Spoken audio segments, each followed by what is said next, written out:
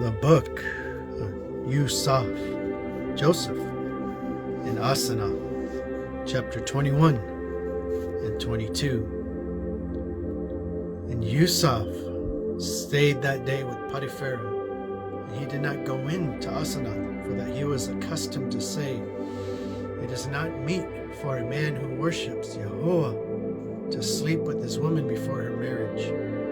Yusaf rose early and departed to Pharaoh and said to him, "Give me ASANATH, daughter of Potiphar, priest of Heliopolis, to be my woman." And Pharaoh rejoiced with great joy. And he said to Yusaf, "Lo, has this one not been betrothed to you to be your woman from eternity? Accordingly, let her be your woman henceforth, and to time eternal." Then Pharaoh sent and called Potiphar, and Potiphar brought ASANATH and set her before Pharaoh. And Pharaoh, when he saw her, marveled at her beauty and said, "Yahuwah, Allah of Yusaf, shall baruch you, child. And this your beauty shall remain to eternity, for that Yahuwah, Allah of Yusaf, chose you as a bride for him. For Yusaf is as the Son of the Most High, and you shall be called his bride henceforth and forever."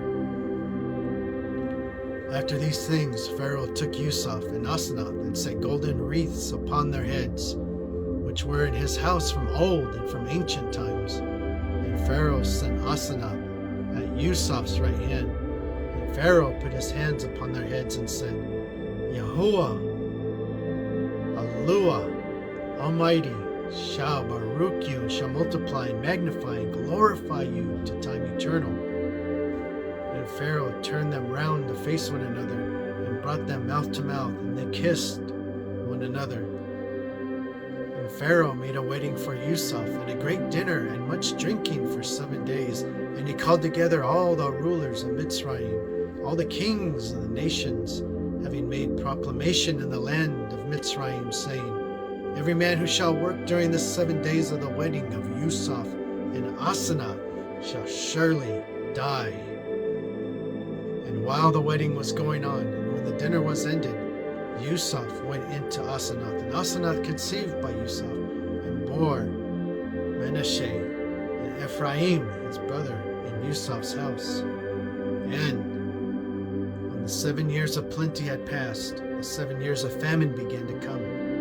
When Yaakov heard about Yusaf his son, he came to Mitzrayim with all his kindred in the 2nd year of the famine, in the 2nd month, and the 21st day of the month, and settled in Goshen. And Asenath said to Yusaf, "I will go and see your father, for that your father, Yasharal, is as my father, and my Alua." And Yusaf said to her, "You shall go with me to see my father." Yusaf and ASANATH came to Yaakov in the land of Goshen, and Yusaf's brethren met them and made obeisance to them on their faces on the earth. Then both went to see Yaakov, and Yaakov was sitting in his bed, and he himself was an old man, in a good old age.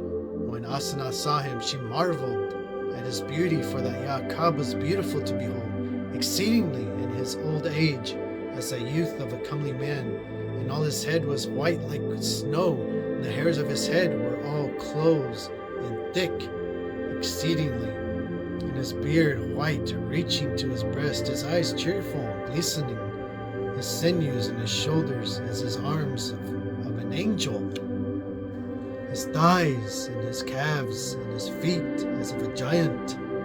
Then ASANATH, when she saw him thus, marveled and fell down and made obeisance on her face upon the earth. When Yaakov said to Yusaf, "Is this my daughter-in-law, your woman?